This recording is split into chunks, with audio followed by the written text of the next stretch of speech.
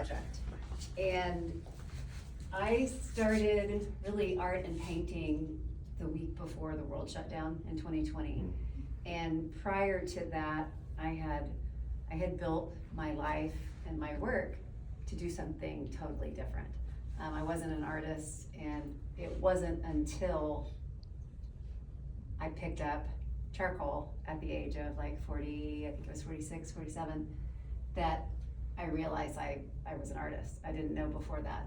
And so as I started really working into the topics that were so front of mind, so in my real estate career, I was commercial downtown, and I dealt predominantly with men.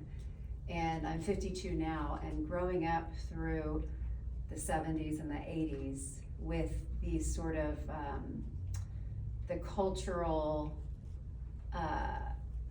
objectification of women, sexualization of women, and just the challenges of being equal, which, as we all know, we're always fighting. It's not happening, or it hasn't happened.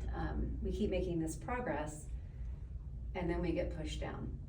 And so this series for me started as an act of kind of self-reclamation for all of the information that television and Cosmo in particular, do you all remember that magazine? Oh, yeah. Cosmo, yeah.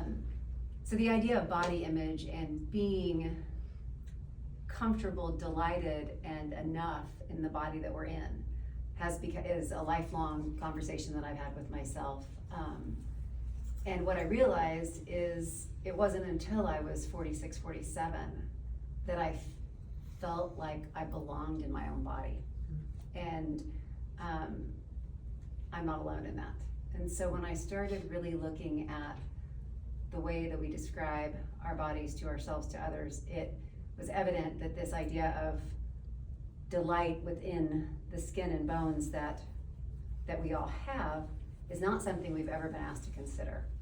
So I asked my mom if she would be part of this project, and my mom is 85. And I said, Mom, I'm doing this project. And this project is to sit with yourself quietly and find some moment of delight in your own body. Doesn't have to be an arm. I mean, it can be the idea of something that you are delighted by. And so I started this project. And so I interview women. So I have it on my website, and people have come to me. I've done now 8 paintings where there's an interview process with women who are interested in being a part of this. And it's simply a decision to have a conversation, and then we photograph, and I paint from the ideas that we've come together in these photographs. And what's been really fascinating, we all have such a similar story in the work of reclamation, because we've all been told we are other. We've all been told we're not enough in some capacity. When you look at Instagram, social media, the filters to blur cellulite, the filters to blur pores, the filters to thin and curve, and all of these things that show us every day that we're not enough as we are. And there's a poem that a friend of mine wrote. Her name is Nicole Callahan, and she wrote a poem called The Origin of Birds. And it happened during pandemic that I read this poem. And this poem, I swear it was written for me. It was for me. And it was, for many, many parts of life, things are enough. For many other parts of life, things are enough. And then when they are not enough, what do you do? And how do you make them enough? And anyway, my work into figurative work is often with parts of the body, and it's never going to be the whole body typically. It's these bits and moments that are delightful.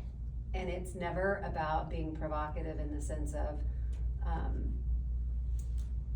the gaze being for anyone's objectification. It's only ever for the idea of decision making, deciding who and what and when and how and why to reveal or to conceal. So this ongoing conversation, and it's what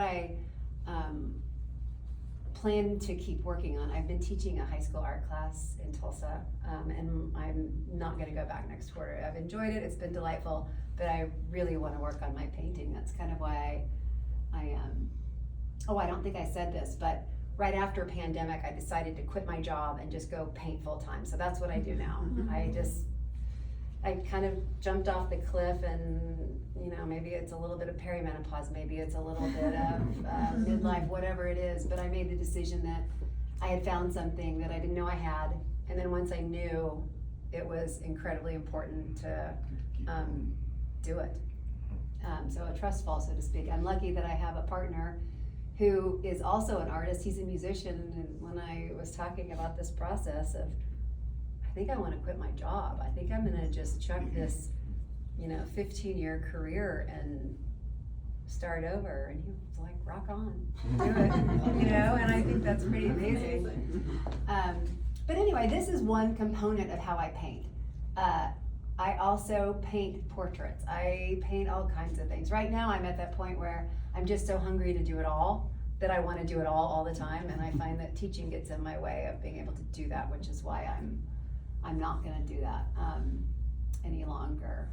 But I also just started doing large scale in 2024. I did my first, well, it was 60 by 72, and that was the biggest that I'd ever done, and to this day it's the largest I've done, but I had never worked in that scale before, and it kind of just really floated my boat.